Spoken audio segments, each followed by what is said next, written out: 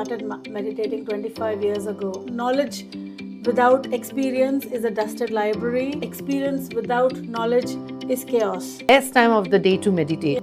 The connection between the whys and how. Emptying your brain of all the thoughts. Misguided belief system. They don't get enough time. There are too many thoughts and emotions. They cannot integrate meditation in day-to-day life. Boredom. So it's a complete book. It's a complete recipe. And be very consistent about it. We chew, mindfully swallow. That is a part of meditation. Millions and billions of neurons make up our brain. All ancient wisdom is irreplaceable. How to imbibe the principles of meditation in this time? You're ready to fire. Has meditation helped you in that situation?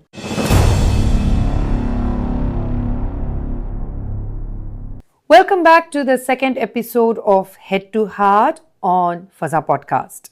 Once again, my guest today is Dr. Renu Khetan, who is a consultant pediatrician working with NHS. She is the chair of East Midlands Pediatric Respiratory Society, a trust wellbeing champion, and a mentoring advisor for Royal College of Pediatrics and Child Health. In our first episode, the opening episode of Head to Heart, we discussed about acknowledging pain, understanding our pain points, addressing them, going through the process of healing by addressing them, the different methodologies of how to heal. From there on, we discussed about living in a happy state, if that is really possible. And then we discussed in depth about the experience that Renu had in her life and the meditation that she took up that resonated with her in her own words, and how she became a happy and fulfilled person and why the need to continue it. She's put all of this and more into her book, which is called The Badass Meditator. And today we'll continue our discussion on this. So here's welcoming Dr. Renu back to Faza podcast. Hello, Renu. Hello, hi. Wonderful to have you back again, because the discussion we had started last time was so fulfilling, so knowledgeable. I quickly want to get to that point where we were discussing about the traditional methods of meditation and how does this becoming a badass meditator bring about a difference to that thought process. Would you please elaborate a little more? Yeah. I think, first of all ancient wisdom is irreplaceable. You can't replace that, and science was nowhere near when the practices started. However, it's an old wine in new bottle. And so when traditional meditation used to focus on providing healing, peace, and well-being, those were the things that they used to tell us, which means that they used to tell why you should meditate. Okay. Right? But we want to tell more about how it works as well. Okay. And link it very scientifically. Because if you don't know why you're doing what you're doing, you remember in the last episode I told you that knowledge without experience is a dusted library, and experience without knowledge is chaos. So you need both. You need knowledge as well as experience to be able to transform yourself. And this is what this book basically stresses on. It gives you the knowledge, the up-to-date science behind meditation, and it gives a framework of how you could put this knowledge into practice so that you can transform your life. So to become a badass meditator, you just need to make sure that you understand the concepts of science behind meditation to be able to consolidate it into a very powerful practice. Okay. It's not about having quiet time only for people, for special people, but it is a practice that will help you heal, help you think clearly, and also bend your reality that you're in. Okay. So, as I understand, the difference between the traditional books or methodologies that we have been following around meditation and the one that's put in this book from your experience and knowledge that you have gathered is the connection between the whys and how. Yeah. Why do you need to do it and how you can do it, and the entire process that sometimes becomes very difficult to understand or to get in hand, because we understand meditation, or most people understand meditation as quiet time, sitting down somewhere and emptying your brain of all the thoughts, concentrating on your breathing probably, or anything that you want to concentrate on. Your mentor is the best person to tell you what you want to concentrate on. And then most people do not know what comes further on. Yeah. But Badass Meditator does tell us more about it, and why to do it, and how it will impact us, and what we gain at the end. Yeah. So it's a complete book. It's a complete recipe, I must tell you. Further on, what are the major obstacles, according to you, that stop people from doing or starting on with the habit of meditating? Yeah. And what are the limiting factors you would count as? Yeah. So from my experience, as you know, from the last episode, I started meditating 25 years ago, and I did not know what I was doing. I did not believe in the practice. I stopped, restarted, procrastinated, and then stopped altogether. And in the last 5 years, things have consolidated better. So what I did is, before I started writing the book, I did a survey, and I took like X number of people, gave them a list of questions to ask them what were their obstacles, what are their obstacles in meditating. Okay. And I got 5 most powerful obstacles that people have, right? The first one is misguided belief system. Second is they don't get enough time, so busyness.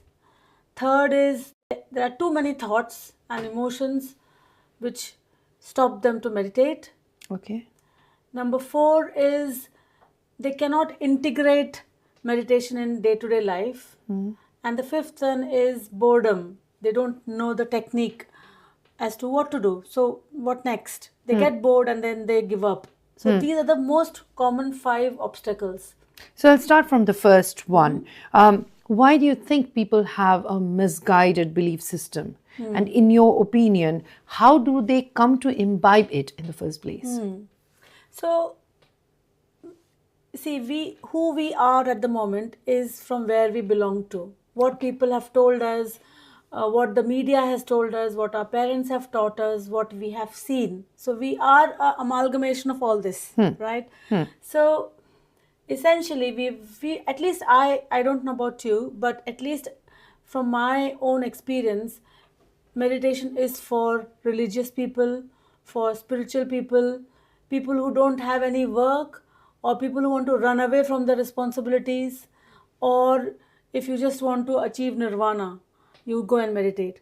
So this was what you had thought earlier. Which this is what I perceived from what was around me. Okay. Yeah. So that is the first. So that is a cultural influence that I had. Then media keeps showing you people who are meditating are very rigid.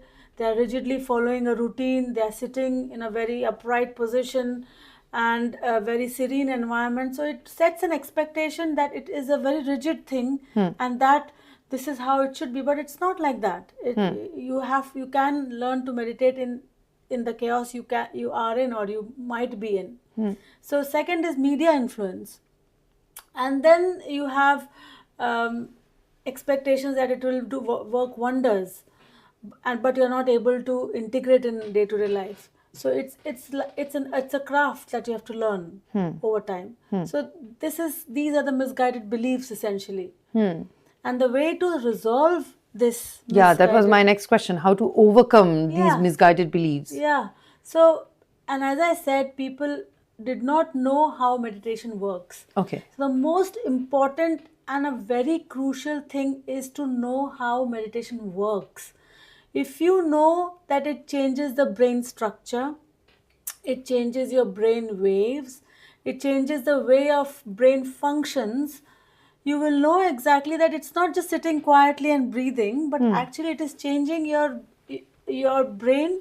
And if you take it with a pinch of salt, your mind, brain and body, they work together. So if the mind is unmanaged, your brain is unmanaged, and if your is unmanaged, your body is unmanaged, and if your body is unmanaged, your life is unmanaged. Perfect, So you yes. have to manage the mind, brain and body, and that meditation brings about change right in our brains. So it brings everything in line for the entire system to function in your benefit. Yeah. The mind, brain, and the body, all aligned. All aligned. They work towards you to achieve whatever you want to. Yeah. Whether it is peace of mind, whether it is success. Yeah. So the way to come back to the point is what you can do to help with this misguided belief is to keep yourself updated to the research that is there on meditation. Okay. There are tens and thousands of research which tells you the benefit of meditation on your brain. What exactly it does on the brain. How the brain waves change and what changed brain waves do to you and how does it affect your body. Okay, we will come to that in-depth discussion about the science, the neurology behind meditation later on. But here, I would like you to give me a simple example of what you are mentioning. I and the listeners are all very excited to know in very short, if we are to say, just like you have said, that it changes the brain waves. What do we get from that? I mean, what do we understand from that? What are we supposed to understand from that? Okay. So, this is the brain is, say this is one part of the brain and this is the second part of the two sides of the brain are like this. Yeah. So brain, this is our brain, and the brain is made up of lots and lots of neurons, lots and lots of cells. You can imagine round neurons with a head and a tail, and a tail. So millions and billions of neurons make up our brain. Right. So neurons are the single nervous cells. Nerve cells are called neurons. Yeah. Okay. So in the brain, there are billions of these neurons that make up the brain. Right. And these neurons produce chemicals. Okay. Called neurotransmitters. So you don't really need to remember that, but they make chemicals which produce electricity in the brain. And that causes waves. You can measure that wave in electroencephalogram, EEG, if you've heard. So that causes brain waves. Your thoughts, your emotions can also have a set pattern of brain waves. Okay. So when you are alert and when we are talking like this, we have a certain brain wave frequency. It's called beta waves. Okay. But when you're driving, when you're in the shower, or when you're going to sleep, those times these brain waves slow down. Okay. And become alpha. Okay. And when you're actually sleeping, they become delta.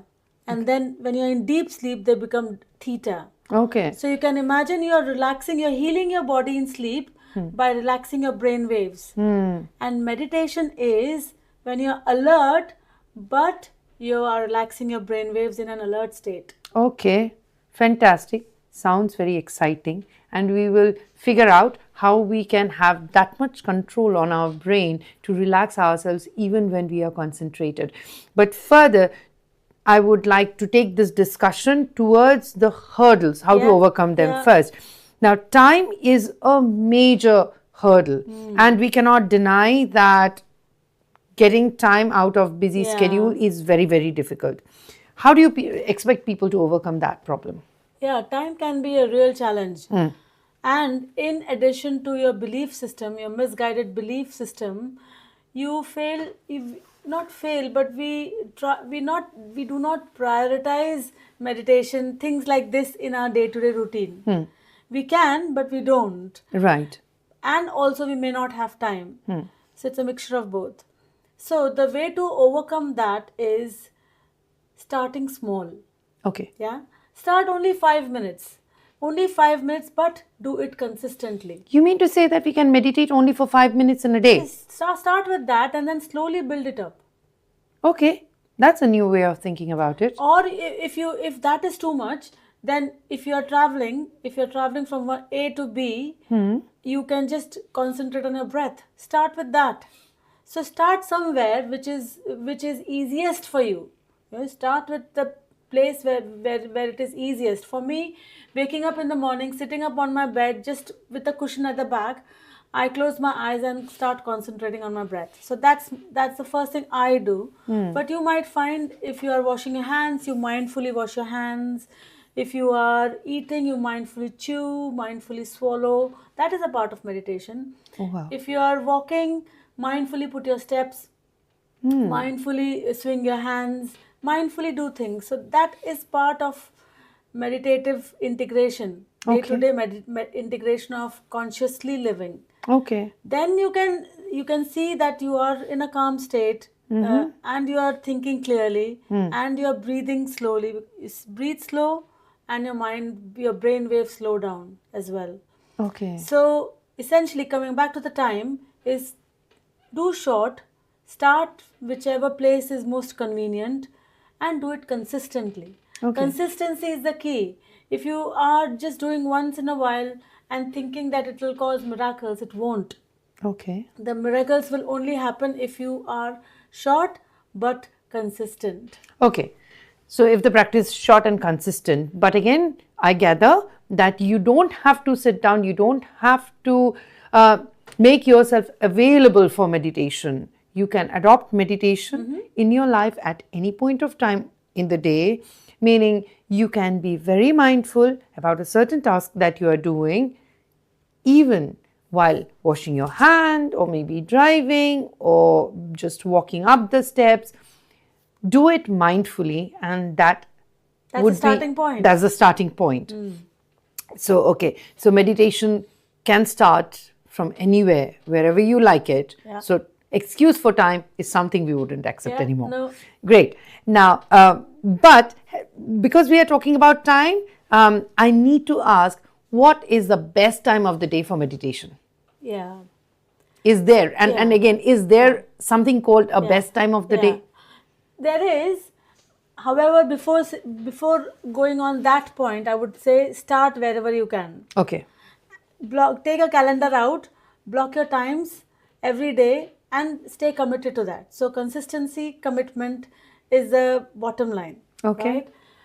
I usually practice meditation first thing in the morning because, as I said, when you are in a semi-awake state, your brain waves are in alpha state.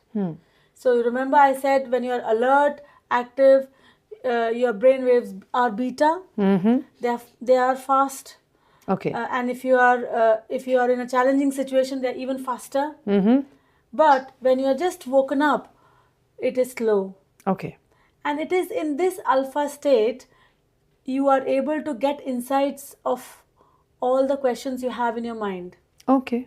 So all the insights, problem solving insights you will get at this time. You will get deeper into the meditation. So that time is the best. But as I said, whatever suits you best, do that first, and then you can build it up slowly. Can imagine if you're doing it in the midday when your mind is already populated with so many thoughts. You won't be able to go in the deeper state of mind. Right. You will be only at the surface of restlessness coming out, but the rest still stays the same.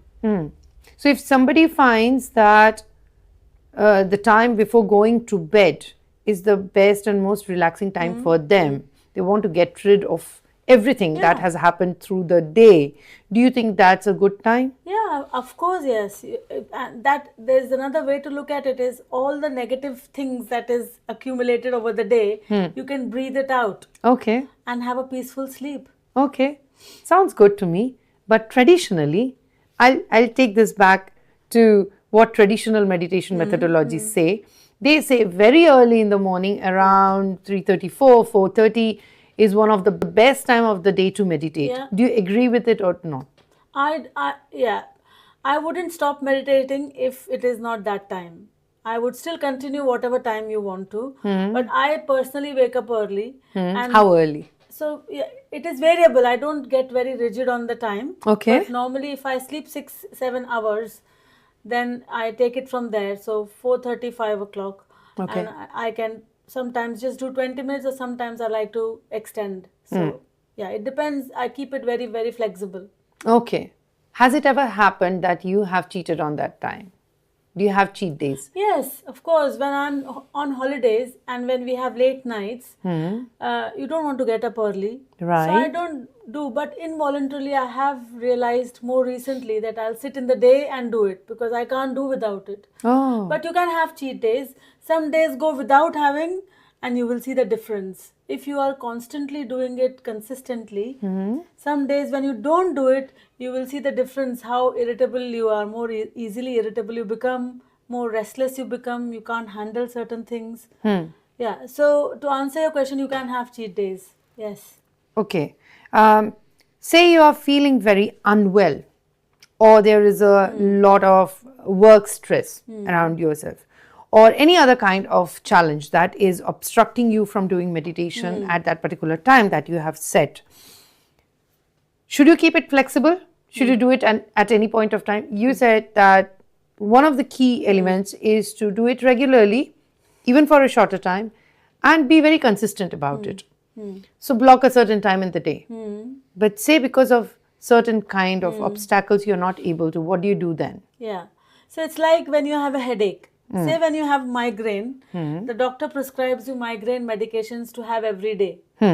But on the top of that, if you have another headache, you will take paracetamol. Okay. Won't Yeah. you? Yes. Similarly, you're having a regular dose of meditation in the morning, if you can. Obviously, if you can. But if you have a situation in the day when it's very conflicting situation or argument or a very stressful situation, you then learn how to imbibe the principles of meditation in this time. That's what meditation is all about. It's not about just sitting on the cushion and then getting up and going back to your normal world and being angry, frustrated. That's not the point. The point Okay. is that you imbibe those principles in your tough times. Tell us a little more about this. This is really interesting. Yeah. So, for example, I get called to accident emergency department when there is a child who is very, very seriously ill. From the time that I start from my office to the A&E, I have to literally run. So either I can choose to run and be chaotic and then not think clearly when I'm actually in front of the patient, or I can choose to breathe deep, stay calm, be prepared, and then go and see the patient, which means that my mind is now clearly thinking and I can take rational decisions without getting confused and flustered with the situation. So similarly, if you are anticipating a conflicting discussion, you can prepare yourself beforehand. So that's a way to integrate it in life. Okay. Which means that if we maintain regularity, we will be able to imbibe meditation right when we need it. Yeah, absolutely. You know, That's what every time I listen to this kind of an explanation of yours, I just start thinking about our immunity. Yeah. You are regularly preparing your body to be immune towards the bad things, for example, bacteria, virus, and other kind of attacks. And when it is most needed, your immune system blocks everything outside, irrespective of, when, what, how much is needed. It will do its job. Similarly, meditation comes to work right when you need it. It's a natural habit then. People if call you're it doing mindfulness. Mindfulness. So when you are running around doing this thing, that thing, and that thing, instead of getting flustered with that, I have to pick up kids, I have to drop them, I have to take them to sports, now I have to go take them to drama. When instead of getting flustered, you can take deep breaths during those times, and merely taking deep breaths will help switch your nervous system from sympathetic to parasympathetic, which means when you're running around, you have the stress hormone in you. Okay. It's called cortisol. And that raises your heart rate, your blood pressure, your breathing, fast breathing. That all comes into action when you are in that sympathetic mode. But if you have a situation like this and you take deep breaths, slow breaths, you switch to parasympathetic nervous system, which means the cortisol hormone is less, a heart rate settles, your brain waves settle, and you're able to think straight and clearly. So that's what you need. Can you imagine a situation when you are very anxious? Are you able to think clearly? No, definitely not. Can you make rational decisions? You become indecisive. You don't know what decisions to take and what actions to take. Exactly. But on the contrary, if you are taking those deep breaths mindfully, knowing that your brain waves will slow down and you will be able to think clearly, you will be able to take better decisions. One funny question. Have you ever utilized meditation or these kind of practices when you are super angry? You're in a position where fight looks like the next thing happening, whether at home, whether outside in your workplace, you're ready to fire. Has meditation helped you in that situation? So there are different situations. It's very funny indeed. When I am angry on kids, I think in retrospect. Okay. You still get angry because you know how situations can be. But good thing is when I'm at work, I am not reactive. Okay. I am very proactive. So if I get an annoying email or annoying something, I don't react straight away. Previously, I used to react straight away. I used to immediately write, you just have to bring those emotions out. But now I don't do that. I take my time. There's no rush. I take my time. When my mind is calm, not angry, when my mask of anger comes out, I then respond. Because then it just gives a better perspective to the whole question on mind. So you don't have to, just have to be proactive, calm down and then answer.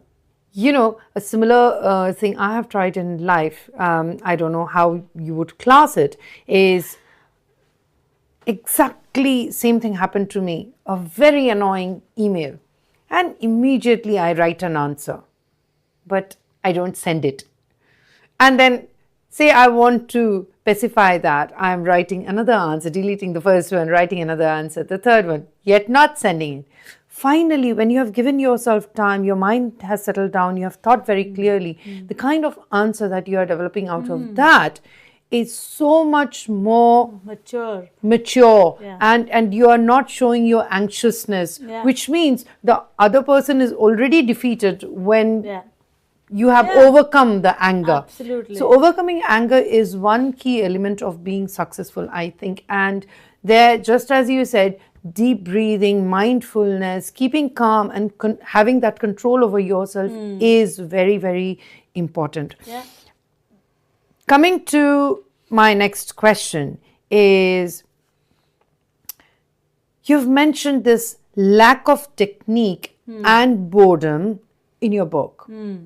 How do you define lack of technique?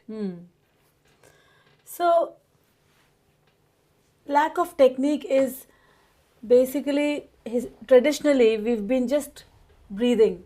People tell us, breathe and get rid of all your thoughts, and that's meditation. But that's not what it is.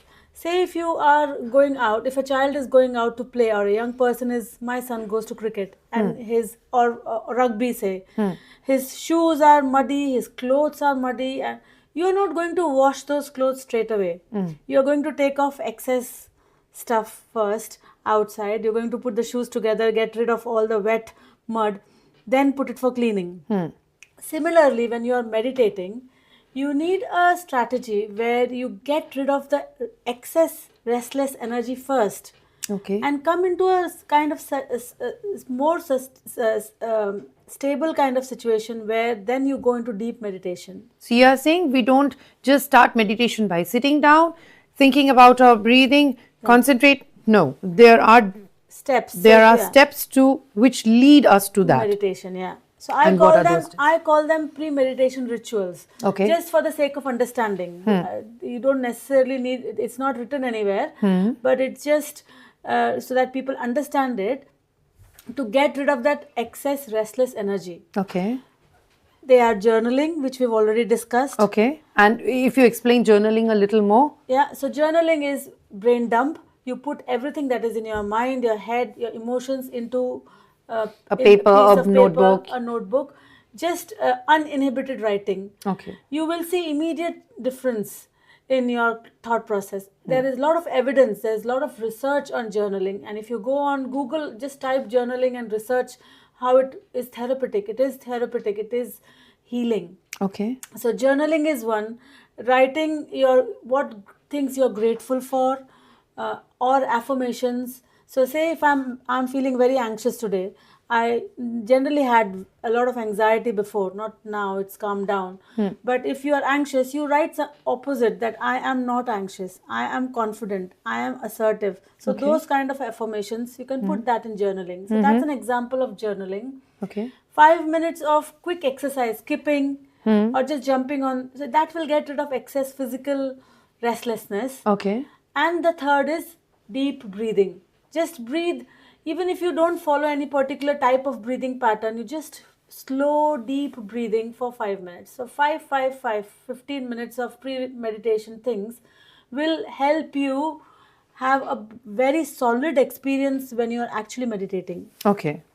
So those are the 3 steps for pre-meditation. Pre-meditation rituals that you have been following, but people could adopt something else. Yeah, whatever helps you get rid of their restless energy. You just want to cycle. Some people love cycling. You just cycle and get rid of all of that. That's fine. Cycling, running, anything that Running, helps dancing, you. yeah. So Okay. everything, that excess restless energy comes out, and then you start with your actual meditation. Okay. So then comes the process of relaxation. Yeah. Okay. So your book also mentions about the meditation ladder. So after the pre-meditation rituals, the process leads towards this meditation ladder. What is the scientific basis of this meditation ladder? So the pre-meditation ritual and the meditation ladder is the heart of the book. Okay.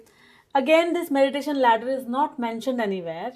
It's just for the sake of understanding the steps of meditation. People don't know how to meditate. They breathe and then they don't know what else to do.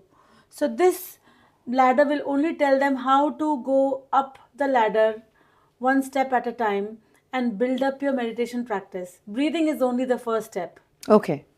So And how many steps are there? So there are 8 steps. They are all very arbitrary. Okay. They're all like driving.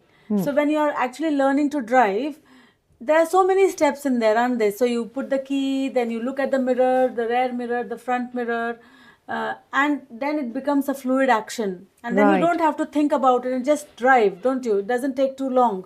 Similarly, it appears as if there are 8 steps, but actually, they are, once you learn it, they become a fluid action. Okay. So there are 8 steps for a newly married person. Correct. So getting into a happy life, right? Yeah, getting into a happy life. Okay. So marriage to meditation is nothing else than the practice. And once you have had this practice done to the T, done perfectly, this is going to become your second nature. Here we bring an end to the second episode of Head to Heart from Faza podcast. See you again in the third episode, where we will talk in elaboration about the meditation ladder and what the 8 steps mean.